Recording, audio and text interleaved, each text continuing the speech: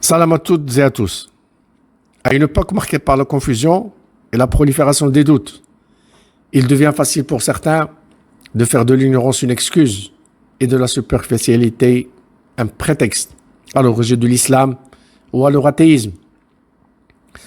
Parmi les arguments avancés figure l'idée que Dieu, exalté soit-il, s'exprimerait de manière violente et que le Coran manquerait d'humanité, multipliant au contraire les appels au meurtre et à l'effusion de sang. Mais en réalité, une telle accusation ne révèle pas une faille dans le Coran, mais une méconnaissance de sa méthode, une rupture avec le langage arabe explicite et éloquent, et une ignorance du contexte de ces versets, que seuls ceux qui méditent avec une équité peuvent saisir. Dans cette série de capsules, je ne répondrai pas par l'émotion, mais comme à mon habitude, je reviendrai au texte coranique lui-même, à ses mots, à ses versets, à ses contextes et à ses finalités. Nous verrons comment le Coran aborde les notions de meurtre, le qatl wal qital, de combat et de jihad, qu'il y a des différences entre ces termes, quand apparaissent-ils et pourquoi, et surtout, comment le discours de Dieu, glorifié soit-il, est bien plus miséricordieux, juste et élevé que celui des humains, souvent dictés par leurs pulsions ou intérêts. Commençons dans cet épisode par un verset souvent mal compris. Lorsque l'on entend l'expression coranique « frapper le cou »,« darb al-riqab », certains imaginent immédiatement des scènes de violence extrême, de décapitation. Mais cette image est-elle fidèle au message du Coran? Que signifie réellement cette expression? Et surtout, que nous enseigne le livre de Dieu, Al-Qur'an, à travers ces termes. Dans le verset 4, Surat Muhammad, Dieu dit « Lorsque vous rencontrez ceux qui ont mécru, frappez les coups jusqu'à ce que vous les ayez dominés, puis liez-les solidement. Ensuite, ce sera soit la libération gratuite, soit la rançon, jusqu'à ce que la guerre dépose ses fardeaux. » Une lecture simpliste réduirait frapper les coups, darb al-riqab, à un ordre de tuer, de décapiter. Mais si tel était le cas, alors les instructions qui suivent dans le même verset perdraient toute logique. En effet, comment peut-on lier solidement quelqu'un dont le cou a été tranché? Comment accorder une libération ou exiger une rançon pour un mort? Ces injonctions n'ont de sens que si la personne concernée est vivante et maintenue en captivité. Dans ce verset, l'expression « hatta ida atrantumuhum » a été interprétée par certains juristes traditionnels comme signifiant les tuer.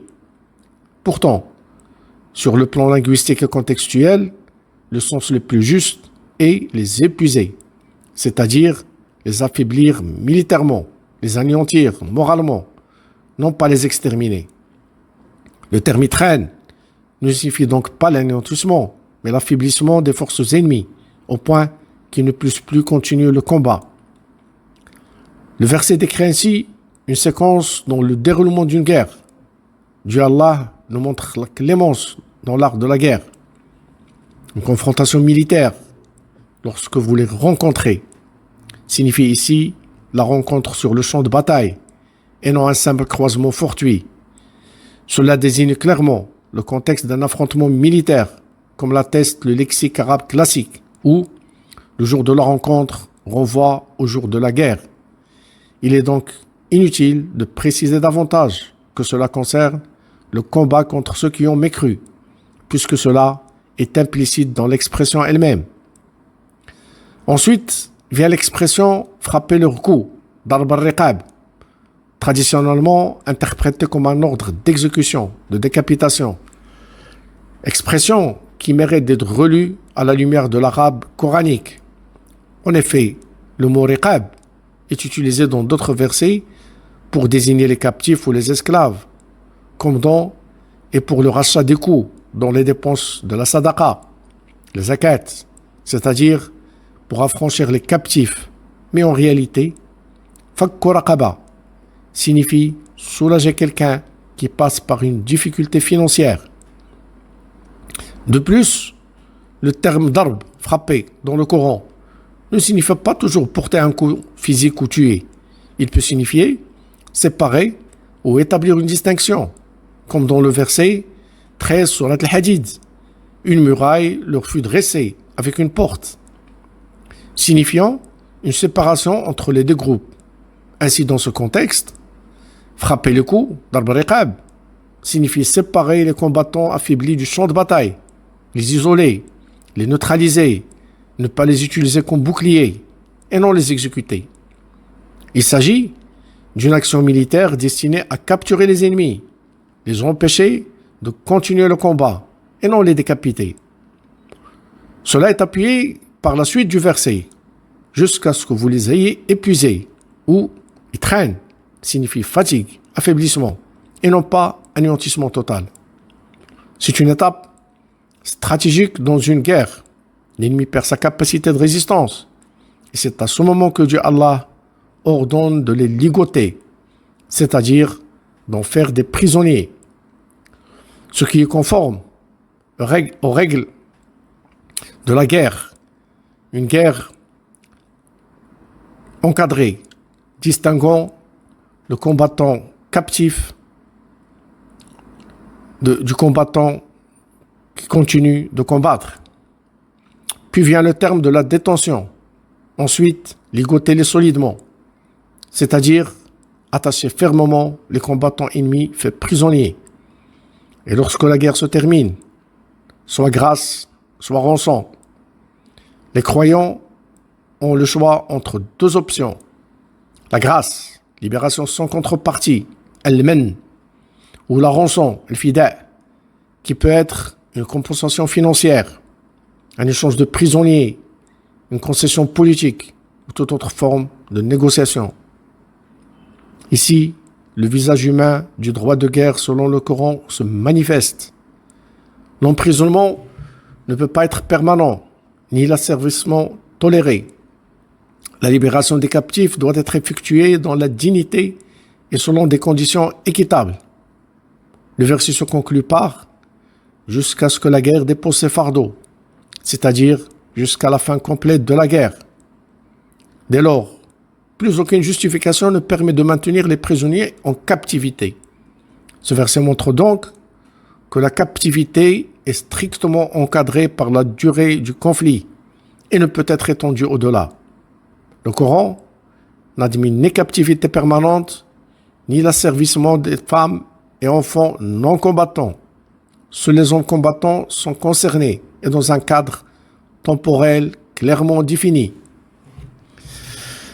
Relisons alors le verset à la lumière de ce sens.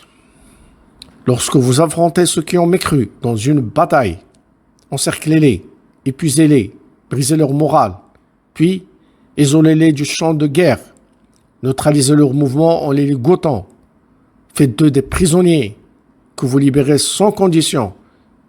C'est cela la grâce, le men, ou que vous pourrez échanger contre les vôtres ou utiliser pour obtenir des concessions politiques. C'est cela la rançon, le fida. Le verset établit donc un cadre éthique et humain pour la gestion des prisonniers de guerre. Il n'instaure pas une violence aveugle, mais des règles strictes et empreintes de miséricorde pour traiter les ennemis en temps de guerre. Il affirme également que la captivité ne saurait perdurer après la fin du conflit et que les prisonniers doivent être libérés dignement, avec ou sans contrepartie. Ainsi, comprendre ce verset dans son contexte complet permet de voir qu'il propose une législation éthique, raffinée et profondément humaine, et non un appel au sang. Il distingue clairement entre un combat légitime, limité au champ de bataille, et une stratégie militaire cadrée et une attitude miséricordieuse envers les prisonniers après les affrontements. Cette compréhension cohérente avec l'esprit du Coran, en tant que livre de guidance, de miséricorde et de justice, renverse nombre de lectures erronées qui ont dominé durant des siècles de compréhension superficielle ou idéologiquement orientée. Elle montre que le Coran n'est pas un texte guerrier, mais un système éthique, équilibrant la réalité et la compassion, la fermeté et l'équité. J'espère avoir réussi à vous orienter vers une lecture de logique et de bon sens. Et si c'est le cas et que vous avez apprécié, je vous prie donc de vous abonner, liker, partager et commenter afin que cette chaîne devienne active.